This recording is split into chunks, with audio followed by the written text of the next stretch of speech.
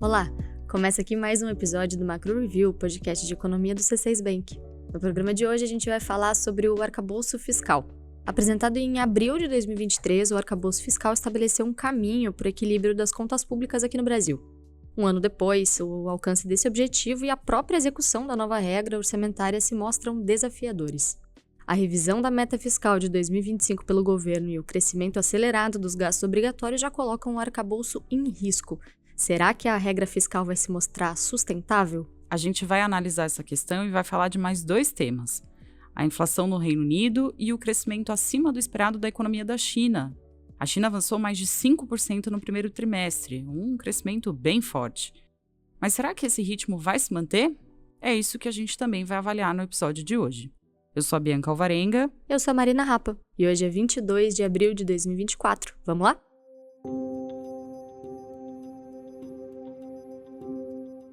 Na semana passada foi apresentado o projeto de Lei de Diretrizes Orçamentárias de 2025, que é a previsão para o orçamento público do ano que vem.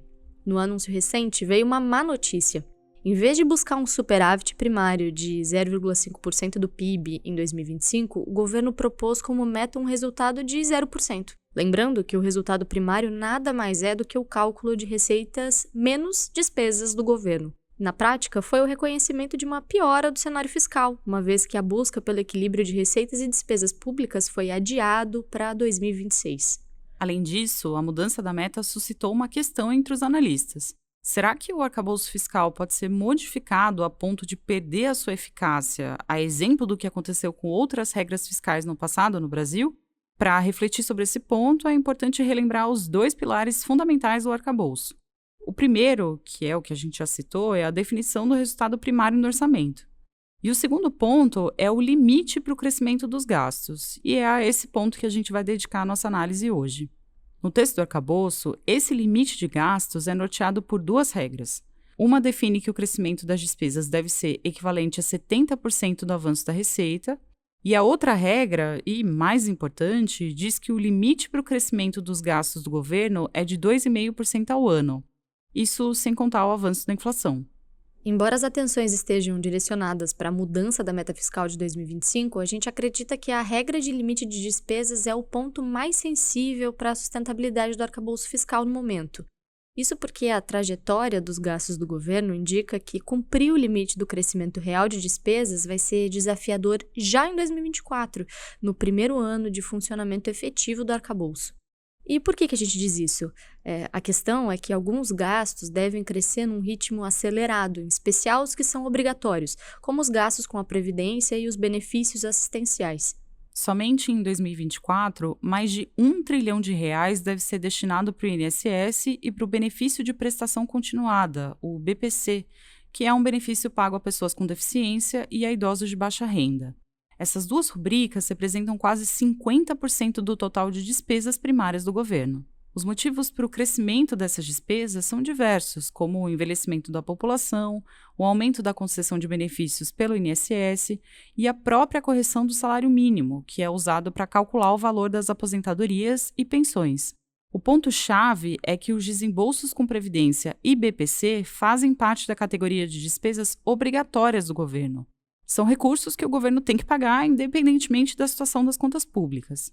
Por isso, quando o volume de despesas obrigatórias cresce, o governo se vê obrigado a espremer a parte do orçamento que é discricionária. O problema é que essa parte, que é direcionada a investimentos e ao próprio custeio da máquina pública, essa parte discricionária ela é pequena, ela representa menos de 10% do orçamento. Ou seja, a margem de ajuste é estreita. Caso haja um aumento acima do esperado dessas despesas obrigatórias, o percentual de recursos disponível para as despesas discricionárias pode cair a um patamar similar ao de 2020 e 2021. Foi aí que começaram as discussões para colocar um fim ao teto de gastos, uma regra que vigorou antes do arcabouço.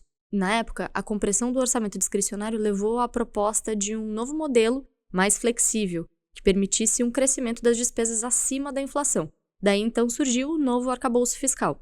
A gente acredita que mesmo com a relativa flexibilidade do arcabouço, pode acontecer sim uma pressão para ver alguma alteração no Congresso das regras fiscais atuais. Um projeto de lei complementar poderia ampliar o limite do crescimento das despesas do governo, por exemplo. Na nossa visão, os próximos meses vão ser decisivos para determinar a solidez do arcabouço fiscal. A gente vê como muito desafiador tanto o cumprimento da meta para o resultado primário, quanto o limite para o avanço das despesas públicas. Mas nesse cenário fica a dúvida: por que o Brasil discute regras fiscais com tanta frequência? Como é que a gente pode chegar a um cenário fiscal mais equilibrado? A gente vai ouvir o Felipe Salles, economista-chefe do C6 Bank, sobre isso. Marina, esse ponto que você levantou é muito importante. É verdade que o Brasil já teve muitas regras fiscais, e a dificuldade de equilibrar o orçamento público não é de hoje. Ela já vem de muito tempo. E por que isso acontece? A raiz do problema está nos gastos. Entre 1998 e 2023, as despesas do governo avançaram a um ritmo de mais de 5% ao ano em termos reais. É muita coisa. Basta a gente pensar que a economia brasileira cresceu 2,2% ao ano nesse mesmo período. Ao longo dos últimos 20 anos, diversas leis foram criadas para controlar as despesas públicas.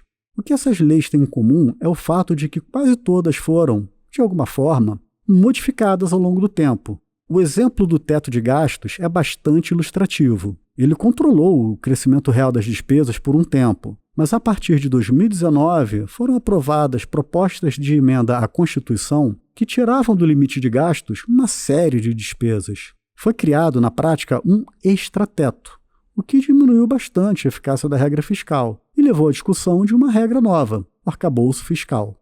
O arcabouço tem o mesmo objetivo de controle das despesas, embora ele tenha alguma relativa flexibilidade em relação ao teto. Mas nem essa flexibilidade garante que não haverá alguma modificação da regra nos próximos anos, para acomodar o crescimento previsto para os gastos federais. Mas, Salles, como que a gente pode resolver essa questão? Qual que é o caminho para as regras fiscais deixarem de ser discutidas com tanta frequência? A gente acredita que o caminho é o Estado avaliar, de fato, quais são as despesas essenciais para o país, priorizar gastos e selecionar áreas onde poderia haver cortes, ou seja, privilegiando o que traz benefícios à sociedade. Isso é essencial para equilibrar o orçamento público. Nesse sentido, também é importante reavaliar desonerações e outras regras que levam à renúncia de receitas. Basta a gente lembrar que, todo ano, o governo deixa de arrecadar por volta de 500 bilhões de reais por causa da concessão de benefícios tributários. Um ambiente fiscal visto como mais crível é benéfico para todo o país. Seria uma forma de garantir, por um lado, que os recursos públicos chegassem a quem mais necessita e, por outro lado, que os investidores enxergassem a trajetória da dívida brasileira como sustentável. Agora, falando um pouco do cenário internacional. O PIB da China cresceu 5,3% no primeiro trimestre de 2024, isso na comparação com o mesmo período de 2023. O crescimento veio acima do esperado e foi puxado por um desempenho forte de investimentos, indústria e exportações. Mas apesar desse avanço no primeiro trimestre, alguns dados de março já mostram uma perda de fôlego na economia chinesa. A produção industrial e as vendas no varejo, por exemplo, tiveram um crescimento abaixo do esperado para o mês. Por outro lado, a adoção de políticas públicas para fomentar alguns segmentos, como a produção de carros elétricos e semicondutores, essas políticas públicas mantiveram os investimentos em manufaturas e infraestrutura em alta. Já o setor imobiliário, que foi uma importante alavanca para o crescimento chinês no passado, esse setor continua com dificuldade, e tudo indica que o governo não vai conceder grandes estímulos para as construtoras do país. Colocando tudo isso na conta, a gente acredita que a China vai ter um crescimento menor em 2024 do que o que ela teve em 2023. Medidas pontuais têm sido adotadas pelo governo, é verdade, mas isso apenas para buscar o crescimento de em torno de 5%, que foi definido como meta por autoridades chinesas para 2024. Mas o envelhecimento da população, a alta dívida de governos locais e os desequilíbrios no setor imobiliário devem ser obstáculos para o avanço do PIB chinês no futuro.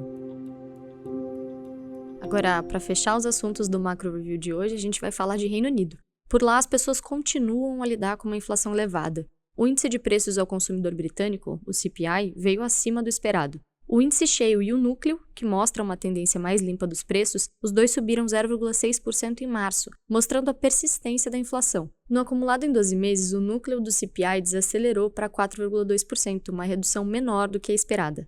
O setor de serviços continua sendo o principal responsável pelo aumento dos índices de preços britânicos. Na última semana, indicadores do mercado de trabalho mostraram um aumento do desemprego na região para 4,2% na média do trimestre encerrado em fevereiro. Foi o segundo aumento consecutivo dessa taxa. Apesar do desemprego ligeiramente maior, os salários continuam avançando além da inflação no Reino Unido. E aí, diante desse cenário de inflação persistente e de renda em alta, o Banco da Inglaterra deve manter os juros em pausa por mais tempo. A gente acredita que cortes na taxa básica britânica não devem acontecer no primeiro semestre deste ano. Hora da nossa agenda. Eu compartilho agora os dados econômicos que a nossa equipe acompanha nos próximos dias. Na terça-feira, 23 de abril, a gente acompanha o resultado dos índices de gerente de compras, o PMI, do mês de abril, nos Estados Unidos, zona do euro e Reino Unido. A gente acredita que a atividade econômica americana segue sólida, enquanto na Europa a atividade deve manter uma recuperação gradual. Na quinta-feira, 25 de abril, vai ser divulgado o resultado do PIB do primeiro trimestre dos Estados Unidos. Nossa expectativa é que o crescimento americano continue elevado, mas venha um pouco menor do que no quarto trimestre, quando o resultado foi bem forte. Ainda assim, apesar dessa provável desaceleração, vale dizer que o quadro geral é de uma economia americana resiliente, apesar dos juros elevados por lá. E terminando a semana, na sexta-feira, vão ser divulgados os dados do PCI dos Estados Unidos, o indicador de inflação que é observado de perto pelo Banco Central americano. A nossa expectativa é que o índice continue mostrando uma inflação elevada, acima da meta e persistente, especialmente em serviços. Também na sexta-feira a gente tem dados do Brasil. O IBGE divulga o IPCA 15 de abril. Esperamos uma alta de 0,28% da prévia da inflação no mês, alta impulsionada pelo grupo de alimentação no domicílio. Bom, é isso. Chegamos ao fim do episódio. Muito obrigada a você que nos acompanhou até aqui. E aí, o que você achou do podcast de hoje? Fica aqui o meu convite para você deixar a sua opinião aqui na caixa de perguntas, que fica logo abaixo da descrição do episódio no Spotify. Se você está nos ouvindo em outra plataforma e também existe uma caixa de comentários por aí, por favor, deixe o seu recado. Quem faz parte da equipe econômica do C6 Bank são o Felipe Salles, a Cláudia Moreno, a Cláudia Rodrigues, o Eliezer Jacob e o Felipe Mack. A produção e o roteiro são desse time todo, junto com Bianca Alvarenga e Marina Rapa. A edição de som do episódio de hoje é do André Donato. A divulgação nas redes sociais fica com a Ana Vischer. Lembrando que você pode seguir o Macro Review na sua plataforma favorita de podcasts. Assim, quando a gente publicar um novo episódio, você vai ser notificado. É bom para quem quer ficar por dentro da economia e para quem quer conhecer uma visão original dos fatos econômicos. Uma boa semana para você e até a próxima!